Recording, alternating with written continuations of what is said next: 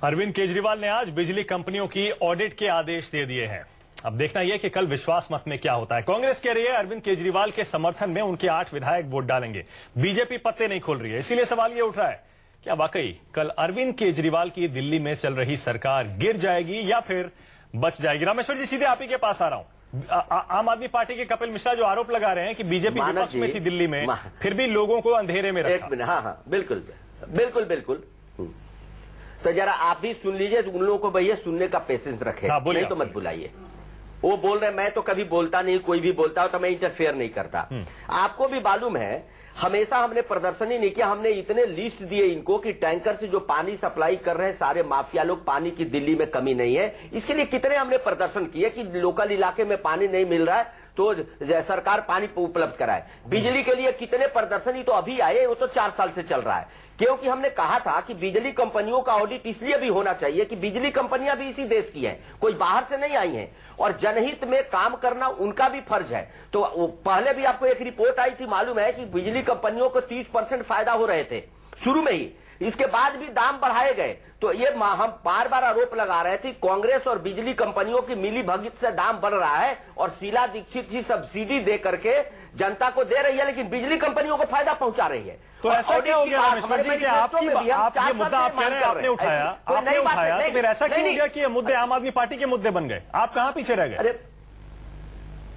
अरे भैया, अब इनकी सरकार बनी तो ये करेंगे ना, हमारी आती तो हम करते। हमने भी कहा था हम 30% खर्च करेंगे, कम करेंगे। हमने जो उठाया था ये सब्सिडी लेके, मिश्रा जी ने सही बताया कि 31 था 19 इन्होंने अब किया, वो अलग विषय है। लेकिन मैं ये कह रहा हूं आपको कि पहले तो पेशेंटली सुनना चाहिए सबकी बात, ये करना चाहिए। ये नहीं कि आप आ गए, ये आज आ गए तो देश यही था, इसके पहले देश नहीं चल रहा था। ये ऐसा एक माहौल बना रहे। एक तो बात साफ है, अब आप भी ये क्वेश्चन कर रहे हैं, आपको भी मालूम है कि कांग्रेस ने समर्थन दिया है 28 और 32, 8 और 28 36 होता है, सरकार बचनी है। तो अरविंद केजरीवाल ये स्टंट कर रहे हैं, ये स्टंट बाजी से ही आए भी हैं, समझे ये। क्योंकि ये जब दूसरे पर आरोप लगाते थे तो कहते आप प्रूफ करो, इन पर जब आरोप लगे हैं कि ये पैसे लेके आंदोलन कराते थे, और इनके एक कवि थे जो पैसे लेकर के 5% दिखाते थे, बाकी इनकम टैक्स बताते थे, तो ये अपनी कमेटी बना के राफ साफ कर देते हैं। तो इनको क्या लोकतंत्र पर विश्वास है? पहले तो ये आपको तय करना पड़ेगा कि अभी भी इनकी सरकार बच रही है,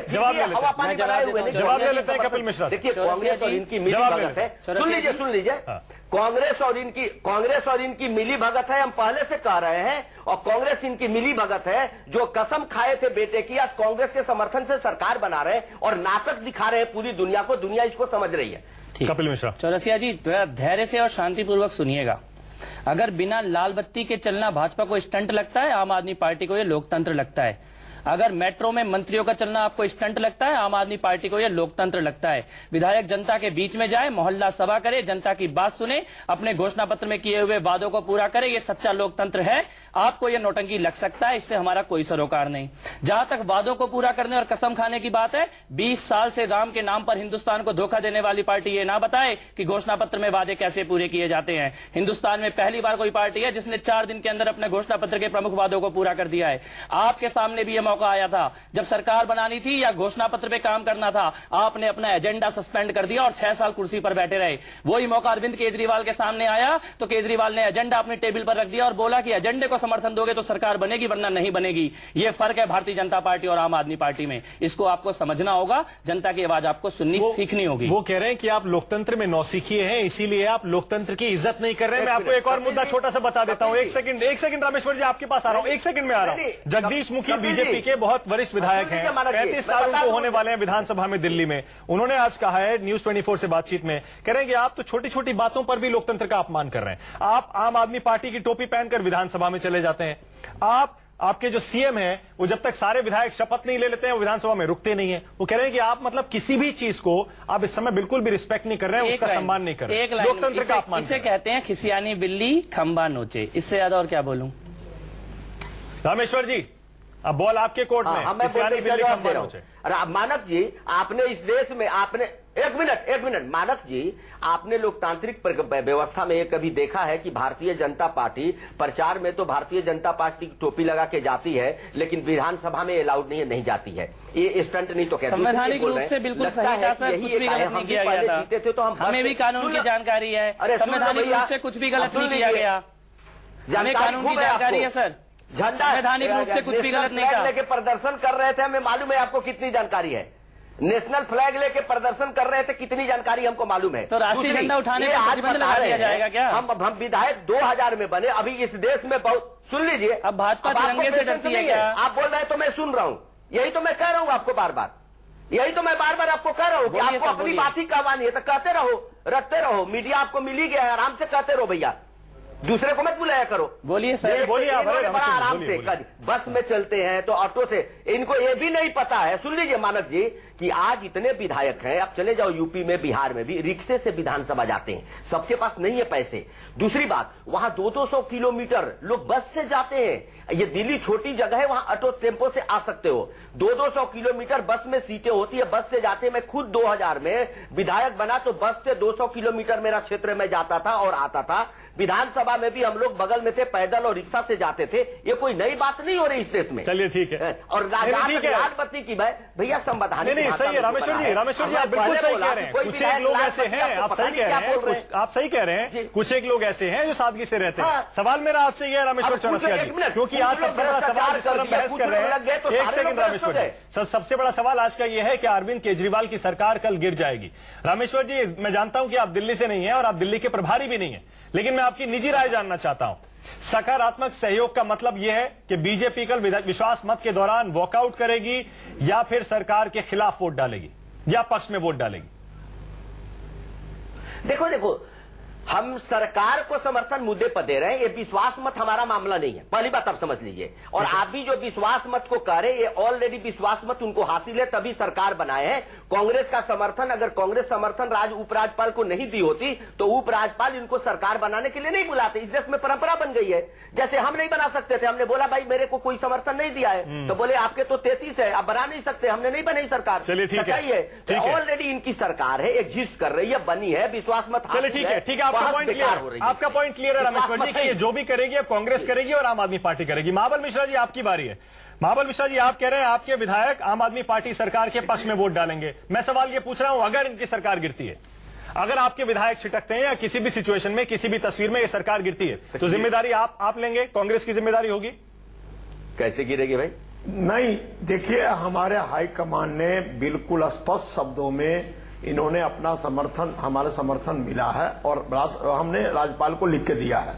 किसी भी सूरत में हमारा विधायक अब्सेंट नहीं होंगे, क्योंकि हाईकमान निश्चित तौर पर उन्हें रिटर्न में दे दिया है। तो चौरसिया जी की बात वैधानिक दृष्टिकोण से सही है, जो 28 आपका राग 36 है, तभी आपको सरकार बनाने का मौका मिला। ठीक है, ये है। जहां मतलब हम ये मान लें कि सरकार बच रही है, मतलब आपको भी भरोसा है सरकार बच रही है, सरकार विश्वास मत हासिल कर लेगी? बिल्कुल करेगी। लेकिन दूसरी बात जो चौरसिया जी उठा है, वैधानिक बात, जो टोपी पहन की बात है, वो टोपी या किसी तरह का चिन्ह, चुनाव चिन्ह लेके जाना नहीं चाहिए। वैधानिक बात है, जो आम आदमी टोपी पहन के गए हैं वो गैर कानूनी है, संवैधानिक नहीं है, इसमें दो मत नहीं है। लेकिन सब जगह, बिहार में, उत्तर प्रदेश में 200 किलोमीटर लोग आते हैं बस से, उसको नहीं दिखाते हैं। लेकिन यहां एक कोई ऑटो से चला गया तो उसको एक न्यूज बहुत बड़ा बन जाता है। ये न्यूज का क्रिएशन आम आदमी बनना, चौरसिया जी को दिखाया, वो कल दिखा रहा था, जब केजरीवाल साहब लाइन में लग करके सीएनजी भरवा रहे हैं। अरे भाई, लाइन में लग करके नहीं, 45 साल से तो लाइने में थे आप। सीएम का अपना टाइम होता है, उसकी टाइम बिजी शेड्यूल होता है, टाइम के लिए वो 2 घंटे तो लाइन लगाएगा। तो ये एक, मैं छोटा था, सस्ती लोकप्रियता के लिए ऐसा नहीं करना चाहिए। मेरा ये लोकतंत्र में हम भी विश्वास करते हैं, लेकिन अच्छा, कपिल मिश्रा जवाब जी, तीनों चीजें वाकई पब्लिसिटी, चीप पब्लिसिटी, मैं बता रहा हूँ। पहली बात, टोपी पहनकर जो विधायक आज विधानसभा के अंदर गए, वैधानिक रूप से उसमें कुछ भी गलत नहीं था, पूरी जिम्मेदारी के साथ इस नेशनल टेलीविजन पे पूछना चाह रहा हूं, इसमें गांधी टोपी पहनने में क्या गलत है? गांधी टोपी और चौरसिया जी, आम आदमी पार्टी की चौरसिया जी, भारतीय जनता पार्टी के चुनाव का चिन्ह है भैया, वैधानिक रूप से कुछ भी गलत नहीं था। इसमें क्या गलत है? नहीं, मैं जानना चाह रहा हूं मैं ये कह रहा हूं, अगर किसी व्यक्ति को गर्व अनुभव होता है इस टोपी को अपने सिर पर पहनने को, और आज इसी टोपी की ताकत है कि एक आम आदमी भी अपने आप को मुख्यमंत्री के बराबर ताकतवर, मतलब बीजेपी कांग्रेस चाहे तो वो भी इस तरह की टोपी अपने चुनाव चिन्ह लेकर जा सकते हैं क्या? और दूसरी तो मैं ये कह रहा हूं वैधानिक रूप से कुछ भी गलत नहीं था, और चुनौती देता हूं अगर गलत है तो उसे साबित करें। दूसरी चीज, चौरसिया जी, भारतीय जनता पार्टी को तिरंगे से कब से डर लगने लग गया? ऐसी बातें करते हैं तो बड़ी अजीब सी लगती है आप लोगों के मुंह से। और जिसको आप सस्ती लोकप्रियता कहते हैं वही इस देश में आज से 60 साल पहले हो जाना चाहिए था। मुख्यमंत्री और प्रधानमंत्री को भी उसी लाइन में लगना चाहिए था। मुख्यमंत्री के टाइम की कीमत ज्यादा है और खेती कर रहे किसान की कीमत कम है, क्या ये कहना चाहते हैं क्या आप? या घर में काम करने वाले महिला की टाइम की कीमत कम है क्या? नहीं, वो एक बात नहीं है, वो बहुत सारी बातें कह रहे हैं। राजीव भी बताएंगे। राजीव, जिस दिन अरविंद केजरीवाल मेट्रो से गए थे उस दिन भी बीजेपी ने साफ साफ कहा था कि वो स्पेशल मेट्रो ट्रेन चलाई गई थी उनके लिए, ये नहीं कि वो टिकट लेकर और एक साथ जो रोज सुबह मेट्रो चलती है उसमें गए थे। उसी तरह सीएनजी का मसला है, उसी तरह टोपी ले लीजिए। बार बार आम आदमी पार्टी पर यह आरोप क्यों लग रहे हैं कि वो स्टंट कर रही है? देखिए, एक बात तो यह है कि ये बात भी सही है कि देश के सारे जो आम आदमी पार्टी में देश के सारे जो ईमानदार लोग हैं वो इसी में हैं, और जो इसके बाहर हैं वो बेईमान है। ऐसा नहीं है। देश की सारी पार्टियों में, चाहे बिल्कुल, कुछ दिन पहले तक आप यही कहते थे, पार्टी हो, आप यही बोलते थे कि संसद में, विधानसभाओं में सारे भ्रष्ट बैठे हैं, और सबने अपनी ईमानदारी की मिसाल उन्होंने पेश की। राजीव, लेकिन चुनाव से कुछ समय पहले तक आम आदमी पार्टी, अरविंद केजरीवाल यही बोलते थे कि संसद और विधानसभा में ज्यादातर भ्रष्ट है, ज्यादातर चोर है। मैं बताता हूँ, और चुनाव के बाद उन्होंने कहा कि ऐसा नहीं है। एक मिनट में पार्टी का, दूसरी पार्टियों में भी ईमानदार नहीं। मैं आपको पार्टी का पक्ष रख देता हूं। हम लोग आज भी ये मानते हैं और बड़ी जिम्मेदारी के साथ मानते हैं, भाजपा हो, कांग्रेस हो, देश की कोई भी पार्टी हो, या अधिकारी गण हो, या ब्यूरोक्रेसी हो, पुलिस हो, वकील हो, हिंदुस्तान ईमानदार लोगों का देश है। 80% लोग ईमानदार हैं। लेकिन जब हम ये कहते हैं कि भाजपा और कांग्रेस भ्रष्ट है, तब ये होता है कि वहां पर जो निर्णय लेने की प्रक्रिया है उसमें पारदर्शिता नहीं है, जनता की भागीदारी नहीं है, उसमें व्यक्तिगत स्वार्थों को पूछा जाता है। तब हम व्यक्तियों का नाम लेकर उन्हें भ्रष्ट नहीं कहते। ऐसा लग रहा है कि आप हमदर्दी बटोरने की कोशिश कर रहे हैं। आपको पता है कांग्रेस आपको सपोर्ट करेगी, फिर भी आप माहौल बना रहे हैं कि आपकी सरकार। चौरसिया जी, जो लोग बसों में चलते हैं, नेतागण ऑटो में चलते हैं, आम आदमी पार्टी उन्हें नौटंकी नहीं कहती। ये आप हैं जो नौटंकी कह रहे हैं इस चीजों को। हम तो उनका भी स्वागत करते हैं जो पहले से चलते आ रहे हैं। हमने भी नहीं कभी कहा अरविंद केजरीवाल कोई पहले व्यक्ति नहीं है, हमने तो नहीं कहा, लेकिन ऐसा सबको करना चाहिए। ये अपवाद नहीं होना चाहिए, ये सिद्धांत होना चाहिए। कपिल जी, राजीव मानस, एक मैं चीज कहना चाहूंगा कि चुनाव के वक्त और चुनाव के दौरान अरविंद केजरीवाल और आम आदमी पार्टी लगातार ये बात करती रही कि पूरा पॉलिटिकल क्लास भ्रष्ट है, ज्यादातर भ्रष्ट है, सिस्टम भ्रष्ट है, ज्यादातर कहते रहे। जैसे ही इनको 28 सीटें मिली, उसके बाद की जितनी जनसभाएं हुई, रैलियां हुई, अरविंद केजरीवाल कहने लगे कि सब पार्टियों में जो अच्छे लोग हैं और जिनको वहां सुकून नहीं मिल रहा वो हमारे साथ आ जाए, इस देश में ज्यादा लोग ईमानदार हैं। उसके बाद उन्होंने बदला, लेकिन जब तक वो चुनाव लड़ रहे थे तब तक सबको भ्रष्ट बता रहे थे, इसमें कोई अंतर नहीं। दूसरी बात, मुझे एक हैरत होती है, अगर आप बहुत सारी कई पॉलिटिकल पार्टीज है जिसमें बहुत ज्यादा दूरियां हैं, सलाम दुआ भी दोनों नेताओं में नहीं होता, मायावती मुलायम इसके उदाहरण है। लेकिन जब मायावती की 2007 में पूर्ण बहुमत से सरकार बनी थी, तब भी मुलायम सिंह यादव ने कहा था कि अब मैं 6 महीने या 1 साल तक इस सरकार के बारे में कुछ भी नहीं बोलूंगा, उसको टाइम दूंगा, मैं इंतजार करूंगा। इसी तरह जब समाजवादी पार्टी की सरकार बनी तो मायावती ने कहा कि अखिलेश युवा है, इसको वक्त देना चाहिए, 6 महीने बाद मैं इस सरकार पर बोलूंगी। लेकिन पता नहीं क्या बात है कि भारतीय जनता पार्टी और कांग्रेस को लोग दिल्ली की सरकार के बने 6 घंटे भी नहीं हुए और लगातार अरविंद केजरीवाल का पोस्टमार्टम कर रहे हैं। मुझे लगता है इन दोनों को थोड़ा सब्र करना चाहिए। अरविंद केजरीवाल जो फैसले ले रहे हैं वो कितने खरे उतरेंगे, कितने इंप्लीमेंट होंगे, खुद ब खुद उनके जो फैसले हैं उसी जाल में न उलझ जाए, इसका इंतजार करना। सही बात है। रामेश्वर जी जवाब दीजिए, थोड़ा इंतजार तो करिए, थोड़ा समय दीजिए उनको। राजीव जी, पहले तो जब बोलते हैं तो उसको पूरा खाका आपने सही है, पूरे मिसाल बाहर का भी दिया पूरी, इस पर तो कहीं चर्चा नहीं हुई। हम लोग जीते हैं तो क्या हम लोग आम आदमी नहीं? हम लोग आम आदमी, हमको वोट नहीं दिया है।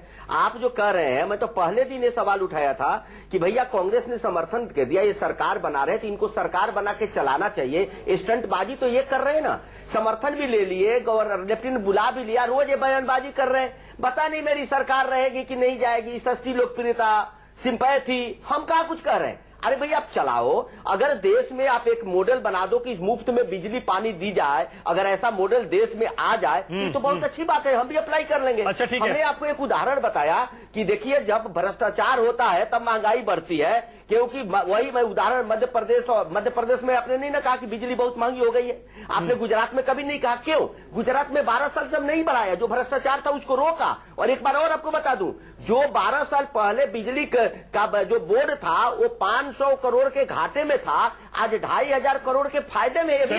ठीक है, मुद्दे पर एक बार फिर से आ रहा हूं, चाहूंगा कम शब्दों में जवाब दें। सवाल यह है रामेश्वर जी, कांग्रेस और आम आदमी पार्टी का रिश्ता इस समय जैसा चल रहा है, आप उसको कैसे देख रहे हैं? आप ये तो कह रहे हैं आम आदमी पार्टी स्टंट कर रही है, और कांग्रेस और उसका जो रिश्ता चल रहा है कि कांग्रेस सपोर्ट भी दे रही है, अटैक भी कर रही है, ये कह रहे हैं सपोर्ट नहीं चाहिए। मानक जी क्या कहेंगे इसके बारे में?